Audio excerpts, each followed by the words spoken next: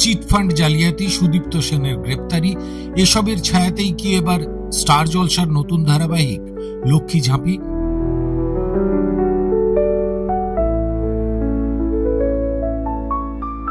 সম্প্রতি স্টার জলসার সোশ্যাল মিডিয়ায় এসেছে একটি প্রোমো। সেখানে দেখা যাচ্ছে ঝাঁপির বিয়ের আসরে চড়াও হচ্ছে কিছু লোকজন। ঝাঁপির বাবাকে একজন আত্মীয় ছুটে এসে বলছেন তাদের চিটফান্ডের মালিক জালিয়াতির দায়ে অ্যারেস্ট হয়েছে, কোম্পানি ডুবে গেছে। মারমুখী জনতাকে দেখে ঝাঁপিকে বিয়ে না করে পাত্রপক্ষ ফিরে যাচ্ছে।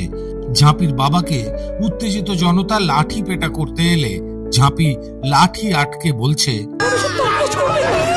আমি আপনাদের কথা দিচ্ছি, 2 বছরের মধ্যে আমি আপনাদের সবার টাকা ফেরত দিয়ে দেব। এত টাকা তুই কোথা থেকে জোগাড় করবি? তুই কি ব্যাংক? বাবার চোর বদনাম তো ঘোচাতেই হবে দীপ্তা, দরকারে আমাকে ব্যাংক হয়ে উঠতে হবে। ঝাঁপি কি পারবে বাবার চোর বদনাম ঘুচিয়ে দিতে? চোর কোথাকার! প্রোমোর শেষ দৃশ্যে উঁকি দিচ্ছে একটি বোর্ড, লক্ষ্মী ঝাঁপি কোঅপারেটিভ ব্যাংক।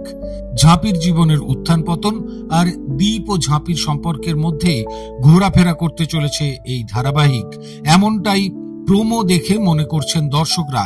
এই ধারাবাহিকে বহুদিন পর আবার ছোট পর্দায় ফিরছেন অভিনেতা পরিচালক সৌরভ চক্রবর্তী। মুখ্য চরিত্রে রয়েছেন তিনি। নায়িকার চরিত্রে শুভস্মিতা মুখোপাধ্যায় আছেন, শ্রীপর্ণা রায়। খলনায়িকার চরিত্রে নিম ফুলের মধুর জনপ্রিয় অভিনেত্রী তনয়া মুখোপাধ্যায়।